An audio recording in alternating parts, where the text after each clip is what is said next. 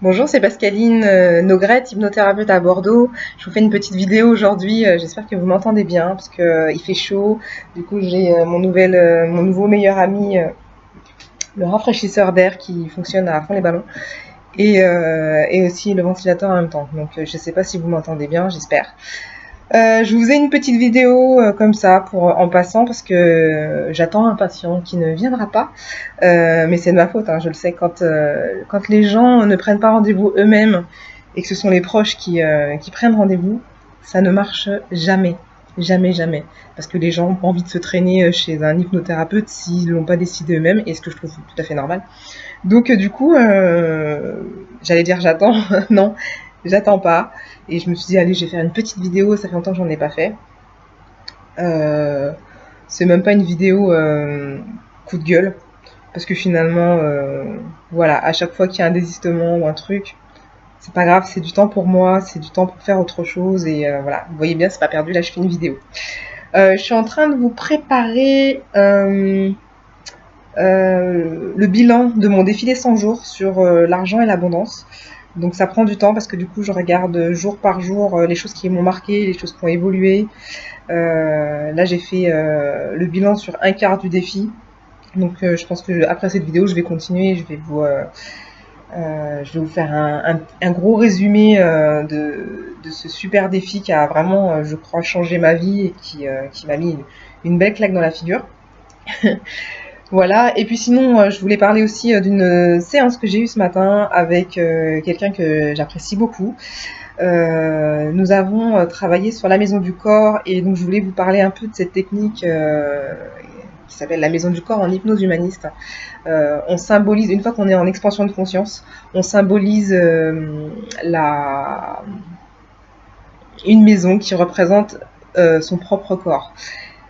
Dans la technique initialement que j'ai révisée hier soir comme ça, en ouvrant mon cahier de cours un peu au hasard, c'est vrai que c'est une technique où en fait on va visiter cette maison, on regarde un petit peu à quoi elle ressemble, pièce par pièce.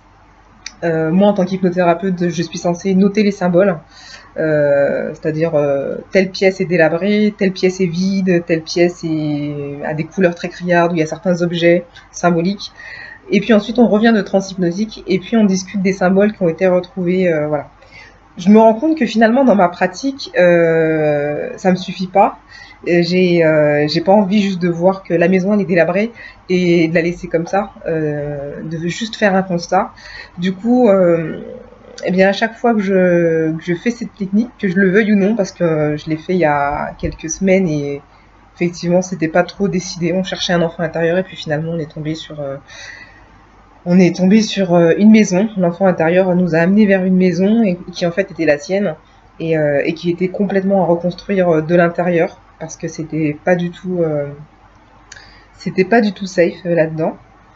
Et donc là, on a décidé d'y aller. Et donc à chaque fois que je fais cette technique, ouais, c'est ça que je voulais vous dire, et ben on l'améliore puisqu'on peut améliorer du symbole. C'est ce qu'on fait en thérapie symbolique simple.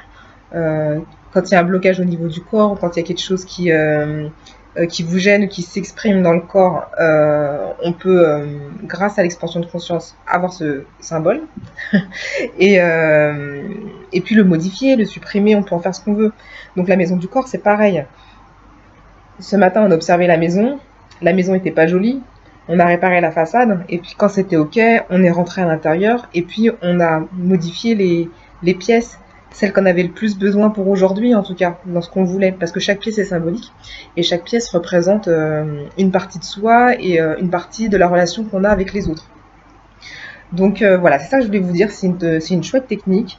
On a bien travaillé ce matin sur les toilettes, hein, donc la personne se reconnaîtra. J'espère que les toilettes sont jolies, qui sont agréables.